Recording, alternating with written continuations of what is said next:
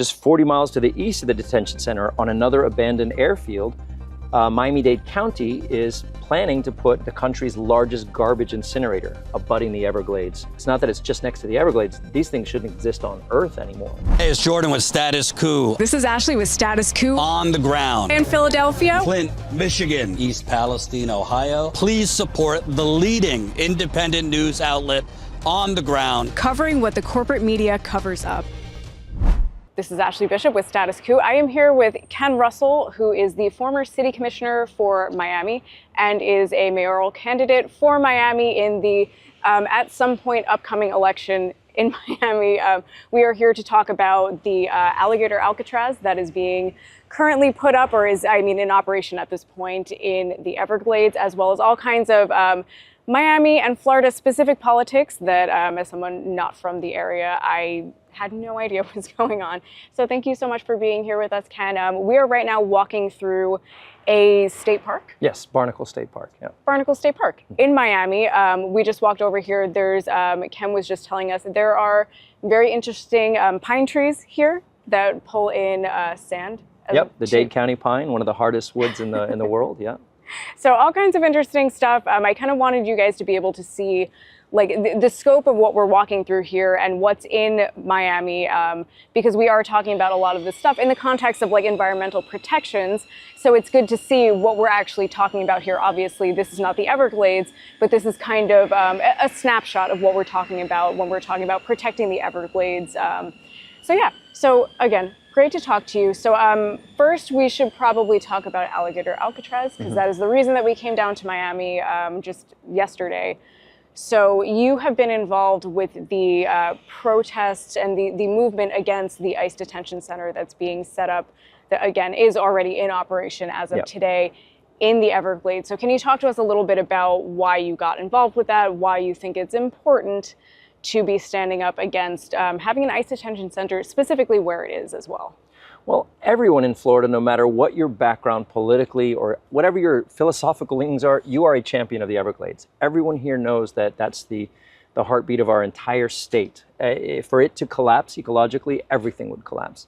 All of our water supply, all of our even our weather patterns, everything is dictated by a healthy Everglades, which is fed by a healthy Lake Okeechobee, and the way that water flows through, that it's clean going through. And it's also the home for the tribes that still remain here in Florida, the Miccosukee tribe, the Seminole tribe, and that's their land. That's where their ancestors are buried. So when this idea of putting a detention center in without any of the environmental protections that are meant to be in place for any federal project, it was horrifying. So I activated very quickly to find out what was going on from the nonprofits, from the tribe as well, and really just get out there and try to educate people about what's going on. That's all great. I guess the first thing I would want to talk about is the issue of water. And part of the reason that this is so, having this detention center there is so bad is because, we know from other detention centers that are across the country, so like the one in Newark, Delaney Hall, that John and I have been to, we know that they are sources of pollution.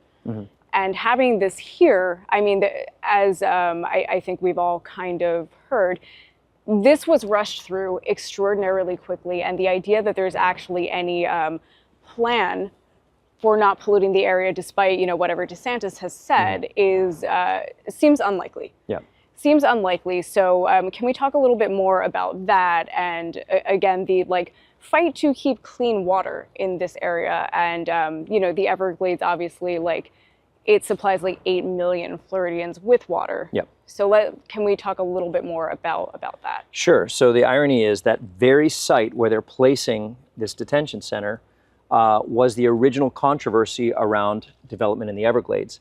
And that was in the late 60s when they were going to put the airport there. It's going to be the largest airport in the country. They actually were stopped by environmental groups and even the local Florida politicians who wanted to preserve the Everglades. That led to the EPA. That led to the National Environmental Policies Act, NEPA. These are all the things that are meant to be followed to this day if you want to build in an environmentally sensitive area when federal dollars are involved. And just to interject for 1 second, I believe, if memory serves, NEPA was one of the foundational environmental protections that we have. So I want to say that predates some other things that we have as well. Definitely look into it. I believe it all started from this controversy, the Jetport controversy, with Nixon and the EPA, and then NEPA as well, and then the actual declaration of that area as a national preserve, which is Big Cypress next to Everglades National Park. Okay. So I mean, from what you're saying, there's a lot of stuff that's going on as far as just like the Everglades and things that are there that should not be there. So it's, the detention center is there. Yep. And that's, again, like that's a lot of what this issue is about right now. Environmental groups are coming out against it because of the environmental damage, because of water, because of all of this other stuff that we're talking about. There's another fight going on in the Everglades as well. Can you talk a little bit about that? Sure. Just 40 miles to the east of the detention center on another abandoned airfield, Miami-Dade County is planning to put the country's largest garbage incinerator abutting the Everglades as well. It's not in the center of the Everglades, but it's adjacent, right there, touching it. And that has mobilized nearly every environmental and social justice group in the state to say, wow, it's not about a fight of where we should, it's not that it's just next to the Everglades. These things shouldn't exist on Earth anymore. There are better ways to handle our garbage. So for the county to take that route, especially in the Everglades, is not only ironic, but there's a parallel with what's going on at the detention center. That all makes sense. And, we were talking about this a little bit before. The incinerators, they are have kind of been proposed as a zero waste thing. Yes. Right. And they just are not. Correct. They have made them smell better and less smoke than years before. They can scrub a bit of the chemicals that are released when the garbage is burnt, but you're still burning garbage, just like they've done for decades. And there is no mitigation yet at a scalable level for the carbon footprint of that. So that is, for a county that has emissions goals and has set goals, they would now be the largest emitter, with the construction of a new incinerator. So it's just a new education because we don't understand true zero waste in Florida, and we've had to go research other states and cities that have gotten it right. We're just living in this paradigm of burning garbage, and we've got to move away from that toward recycling and composting. Okay, and so you have been working with Sierra Club. Yes. So you have been you're not the city commissioner currently. That was 2 years ago. Correct. So you're currently working with Sierra Club to, it's something that I thought was interesting, essentially like lobby on behalf of environmentalism and on behalf of Sierra Club. And this has been kind of a test case. So the movement against this incinerator in the Everglades has been kind of a test case for using lobbying for that purpose. So yes. I think it's interesting, and I would love to hear, more about that. I had never been a lobbyist before, nor would I have intended to be. I'd never intended to be a politician before, literally a professional kite surfer before getting into this crazy world of politics. But when I realized in order for me to help Sierra Club effectively, I had to go beyond political advisory and strategic advisory. I would need to change the minds of elected officials who were about to vote on this multi-billion-dollar incinerator. So I had to register as a lobbyist, and I was proud to say it, because I'm anytime you're technically trying to change the mind or affect the political decision, you are lobbying. Even if you are a resident, even if you are a principal of your own company, it's still considered lobbying. So we just hear of the lobbyists that lobby for bad stuff mostly, and that's what gives it such a bad name. But that's my role for them, is to try to change the political minds around this issue. And they hadn't hired a lobbyist in decades before. And so it's been an interesting new pairing, and it's been very fruitful. We're now, where I would have given them a 10% chance of turning this around, I'd say we're at 90% now of changing the minds of elected officials who make the decision. I think that's really interesting. And you had mentioned that Sierra Club is thinking about like how can we expand this model.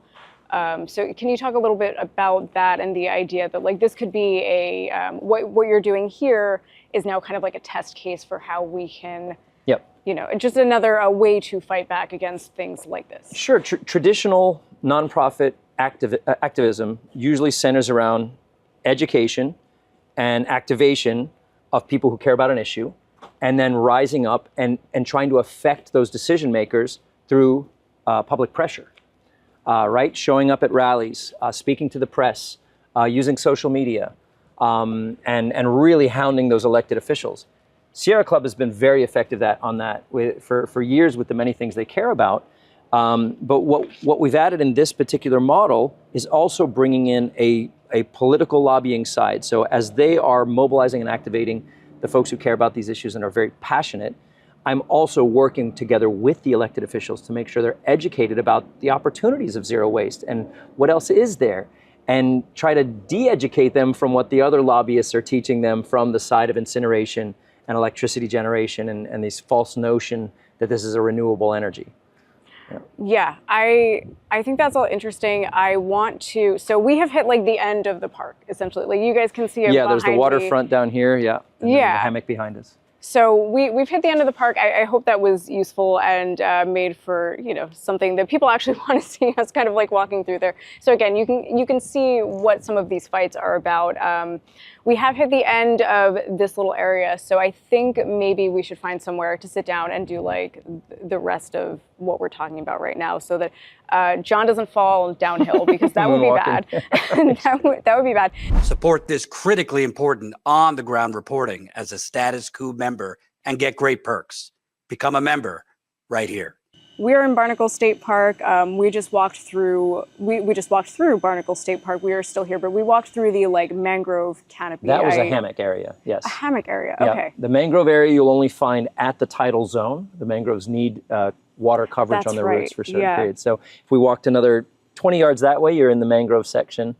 And this is a bit of this at a really high tide would be very moist ground, like on a king tide. Okay, interesting. And then it goes upland very quickly. We have a ridge here, and that's where the hammock begins, which is that real lush jungle covering. Yeah.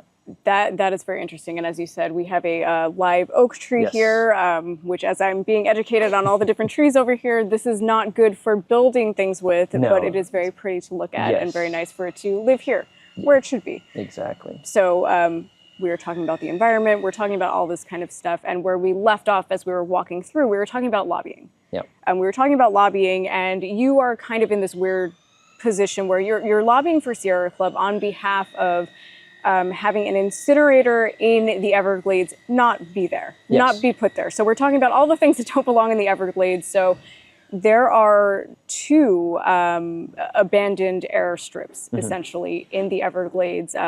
So you said 40 miles away from where the detention center is now. There's also another abandoned airstrip where the state of Florida is trying to put a garbage incinerator. Miami-Dade County. Miami-Dade County, where there would be an incinerator that's basically like, it's being sold as a zero waste,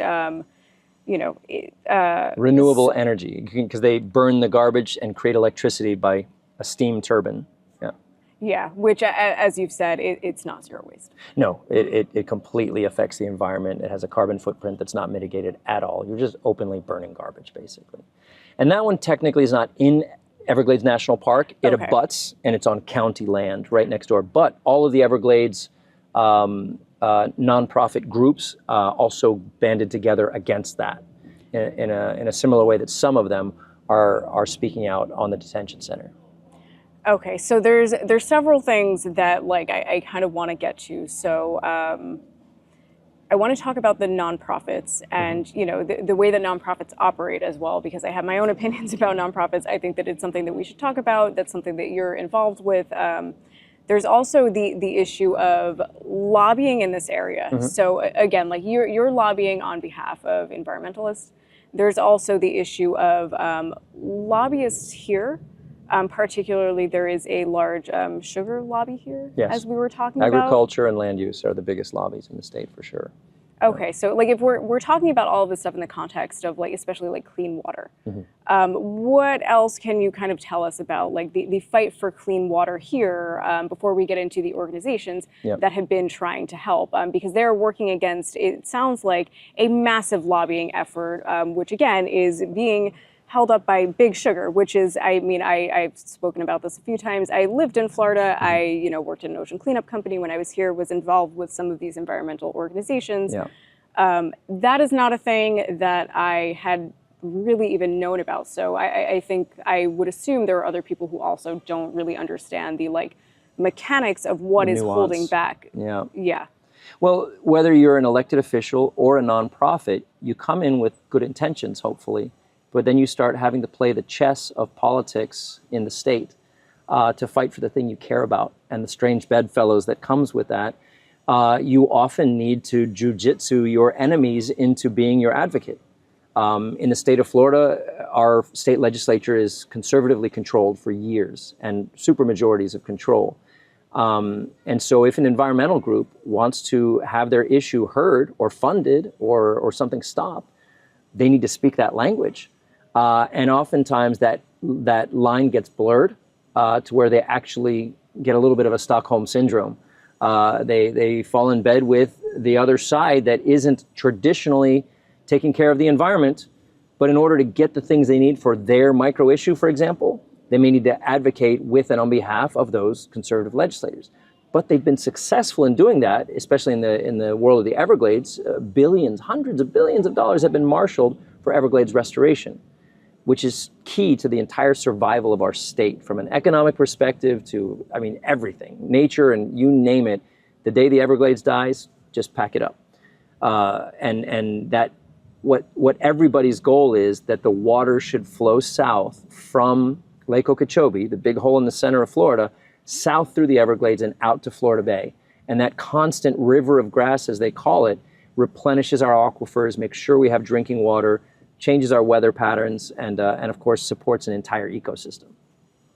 Yeah, so there's several things that you mentioned there. So there are a lot of nonprofits that are working on behalf of the Everglades, some doing better work than others, it sounds like. I mean, can you talk a little bit about some of the foundations that, you know, they are getting money to restore the Everglades? That's been a big thing, but maybe are not doing the kind of work that people would assume that they're doing. Well, I wouldn't judge them based on how good or bad they are, unless they're completely, you know, pushing false narratives. And I don't see that very much.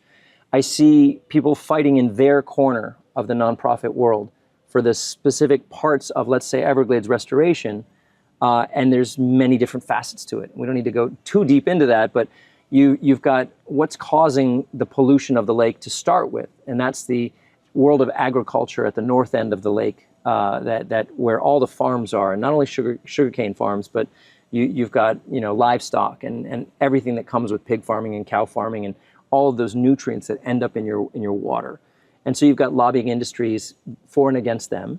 Once that water gets into the lake, it's getting mostly flushed out to the side. The Army Corps plumbed the state 100 years ago to protect us from hurricanes, and the lake would overflow, and hundreds of people were killed in the 1920s. So they cut these canals across the state, which have now, the unintended consequence of which, have damaged our estuaries everywhere. The blue-green algae and the red tide and all of these fish kills are mostly a result of the nutrients from the lake flowing out into the estuaries on the east and west. But the Army Corps worked for years to study that and get it right. What studies have been done about this detention center that's being plopped down in a 2-week period in the center of the Everglades? Nothing. Zero. And they're literally violating their own protection laws to do it under the guise of a state of emergency around immigration.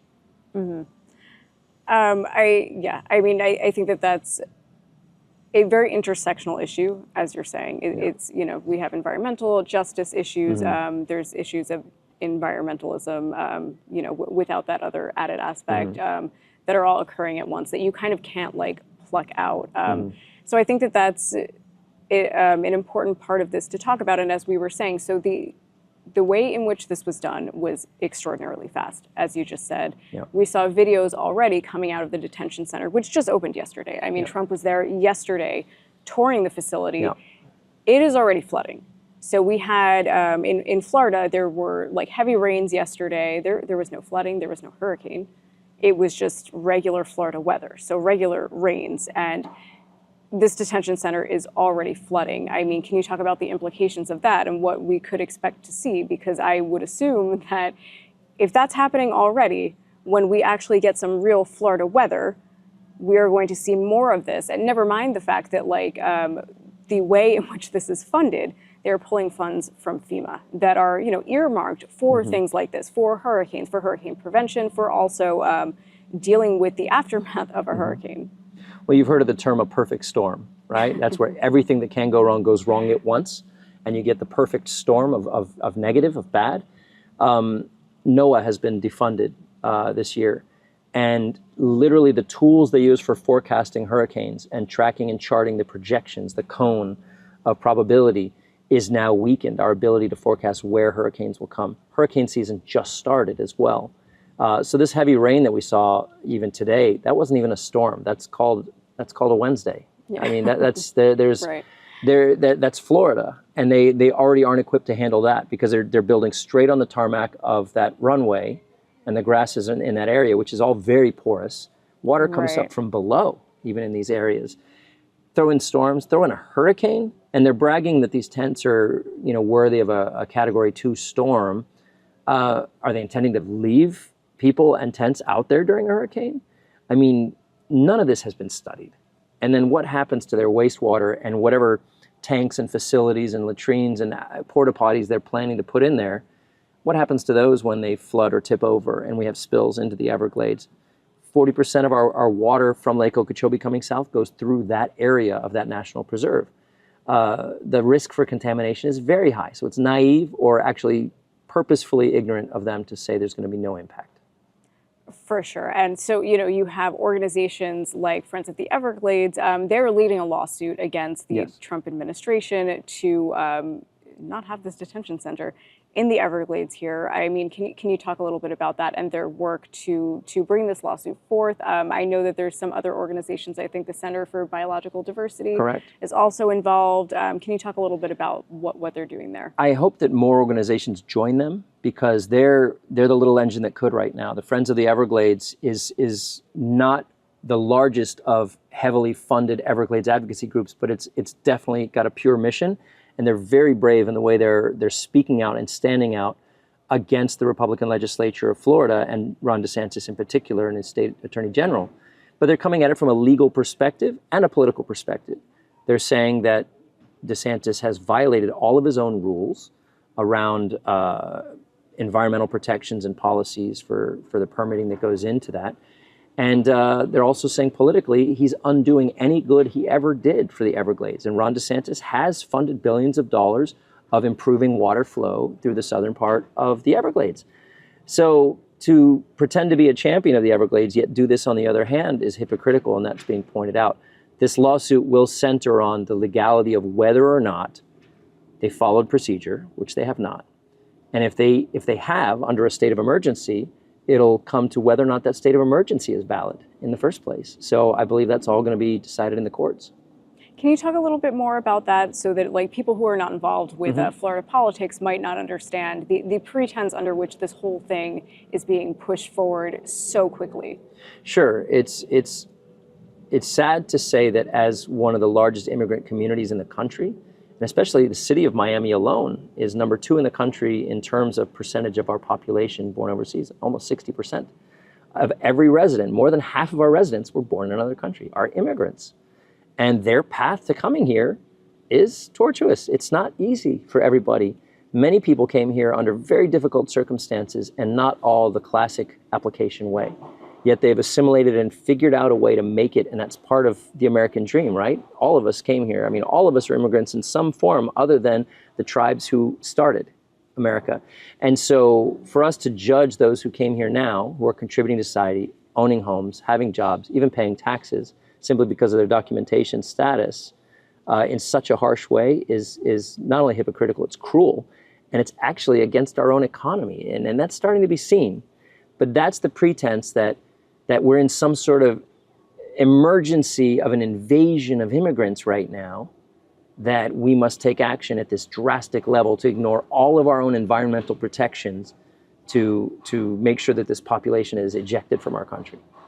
Yeah, and that kind of thing is going to have implications that are beyond what's happening right now in the Everglades. I mean, that could become a Florida statewide issue where, we were able to push through something that we wanted. without following proper procedure, without doing any kind of studies, under the pretense of an emergency. Yes. And that could become, pretense for all kinds of other things that people don't want to see. Yes. Well, the pretense I would love for it to be for, the actual outcome of this is to realize that, wow, Governor DeSantis, when he wants to do something that he cares about, he can move very, very fast. Where's our solutions to our housing crisis, to our insurance crisis, to our infrastructure for storm surge? These things are dragging in all the excuses we hear. But suddenly, well, we need to get some brown people out of this state or shove them in a cage in the middle of the Everglades. He can mobilize the world, heaven and earth, to get that done. He can bypass all the procedures and laws that would stop him otherwise. Funding, you name it, he can get it done. So I hope the lesson from here is we don't have as atrophied a government as we want. We just don't have the right motivations around the right things. Right, for sure. And I guess, in that same kind of thinking, you are running for mayor. Yes. You are running for mayor. There was supposed to be an election this November. So can you talk about what is going on with the mayoral election in Florida? Because I don't think a lot of people fully understand what has happened here just over the last week. So can you talk a little bit about that? Yes, and I think this will become a national story because as even there's talk of, is it possible for a president to stay beyond his 2 terms? And people say no. There's scholars say no. Politicians say no. Well, the city of Miami just canceled its election. Our charter, the constitution of our city, has now been violated. The term limits of several elected officials, including the mayor and commissioners, has been violated. And they're using a loophole in state law to say that they can do this unilaterally. The commission just voted to move this year's election to next year, giving all the commissioners and the mayor an extra year in office, an extra salary of over $100,000 each, and the ability to stay 20% beyond their term limits, which the voters didn't agree on. Normally, that would be a charter change that goes to the voters. Do you want to move the year of your election? Do you want to change the term limit system? Those are things you ask your voters for permission. And they didn't do that in this case.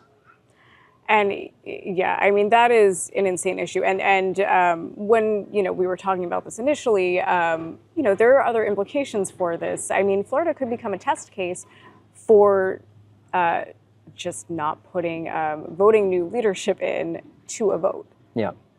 It's how can the will of the people be thwarted seems to be the theme here in so many ways. And it's always hidden under the guise of good government. In the case of the city of Miami, they're moving the election to shift to even years from odd years. Our charter says odd years.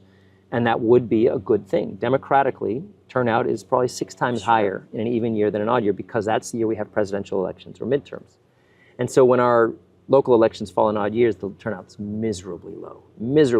So valid, great. But to conveniently do it in a way that benefits those electeds financially and from a power perspective is wrong.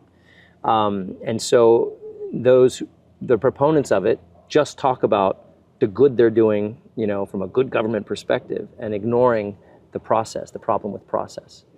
And even the good government folks who are also pushing it or agreeing to it are saying, well, I get it doesn't look good or feel good, but this is the moment to do it. So we should do it while we have the political winds in our sails.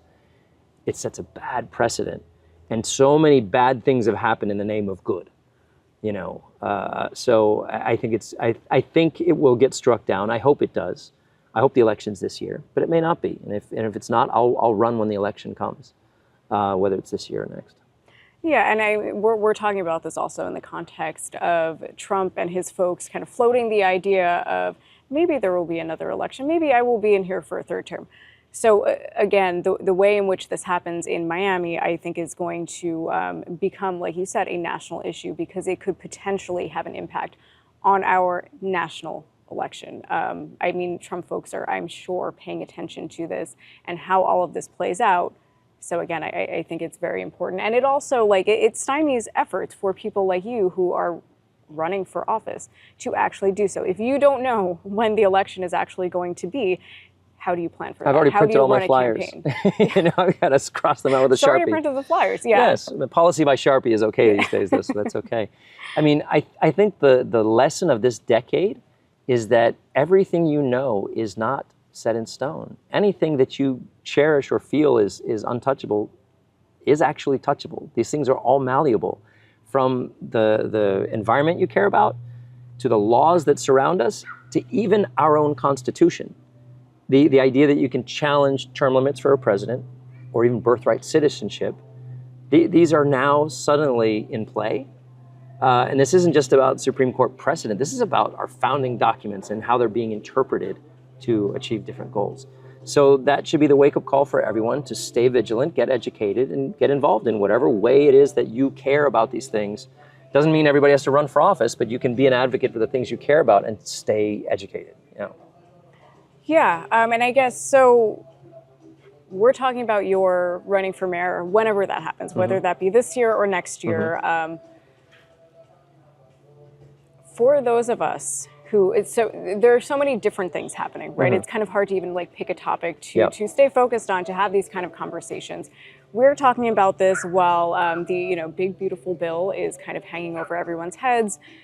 People in this area, people in Florida, people in Miami specifically, are going to lose access to things like healthcare. They're going to lose, SNAP benefits, all that kind of stuff. Though it's not called SNAP here, it's food stamps here. But working class people are going to lose access to those things. We just had our own mayoral election in New York City. Obviously, excuse me, if people have been paying attention, we just had a member of the Democratic Socialists of America win the primary in our city. I